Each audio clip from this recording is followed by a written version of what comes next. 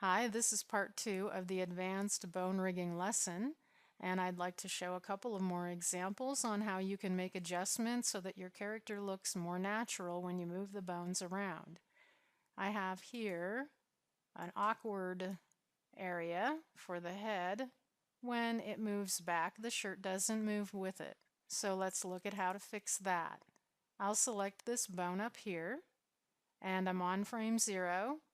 I'll go over to the Actions tab and I'll click on New Action. Right away it identifies that I have the head bone selected and I'll click OK. I'm in the sub-timeline for that head bone. I go to Tools and click on Transform Bone, and I'm going to move it as far back as I have set up with my bone constraints. And now I'm going to go into the Layers palette and choose the layer that has this vector object on it, which is called Torso for me.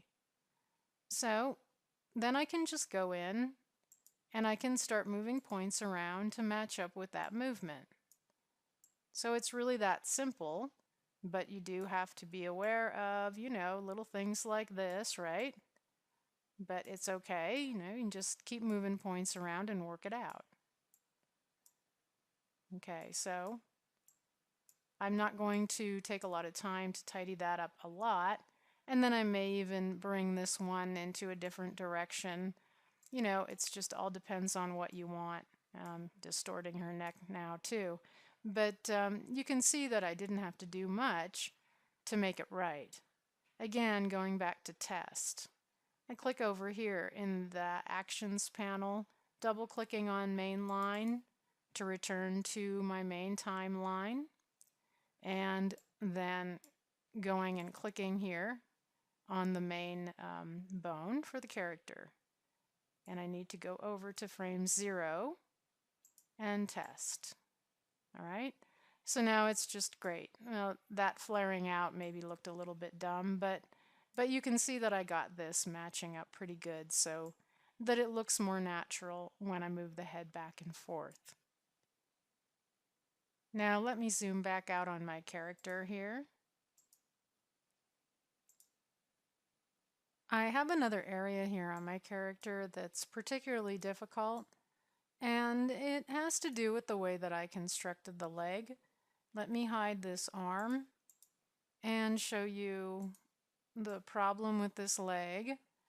All right, so I could choose to do a couple of different things. One would be to work on the points of that leg and see if I could get it set up so that I wouldn't have to fix this with smart bones or actions.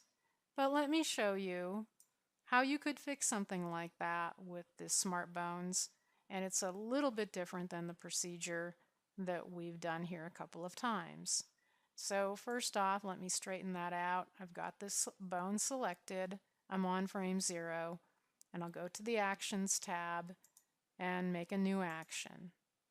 This time I'm going to move this bone in stages in the subtimeline.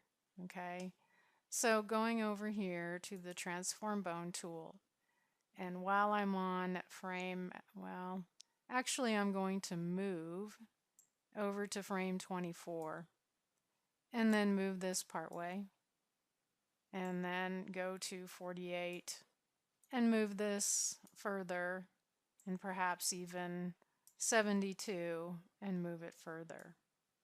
Now I'm going to work my way backwards when I make the point adjustments on this layer. And let me show you what I mean. In the Layers palette, I'm going to click on the front leg layer, and I'm just zooming in a little bit to see better. And then I'll grab points and I'll start trying to adjust them. I'm not going to take a lot of time and make this look great, and say I'm liking that okay enough for that position. Now in the sub-timeline I need to move back to where I had created a keyframe and make some more adjustments. And you don't want to go too extreme with the adjustments, okay? And then back again, because I did have one at 24. Now hopefully this will create a relatively smooth transition. because I spread it all so far apart. I'm going to, well, instead of going back to the main timeline, I can show you that you can scrub across to see how it's looking.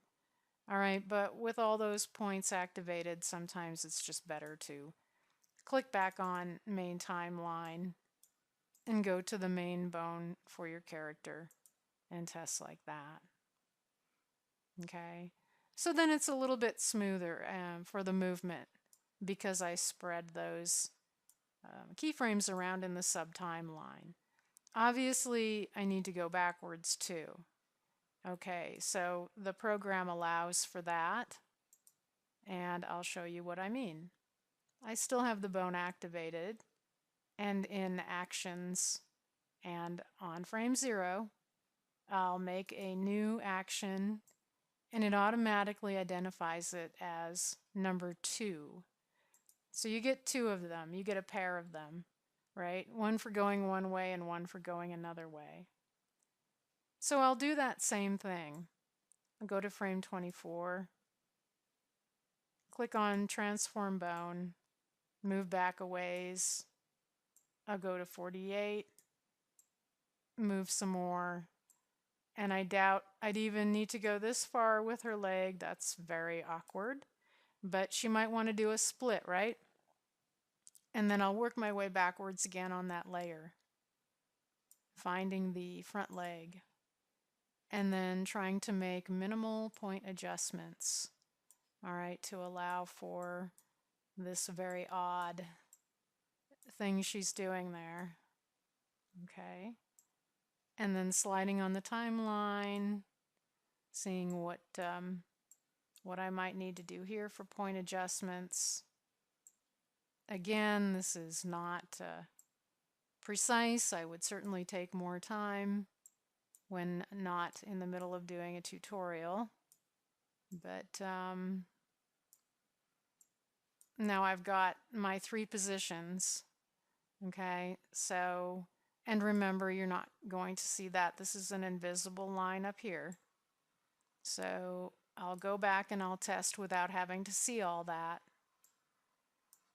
Clicking on the top bone level and double clicking on main line. All right, and then testing. Okay, so it's much cleaner than it was. All right, so this is something else that you can do to make those kinds of adjustments here with the actions and smart bones. Again, remember to follow the procedures carefully so that you don't end up doing the wrong thing in the wrong timeline. Go ahead and look at other areas of your character, bending at the waist, forward and backward, at the knees, at the elbows, up around the neck, and I'll be continuing in the next video going in a bit of a different direction.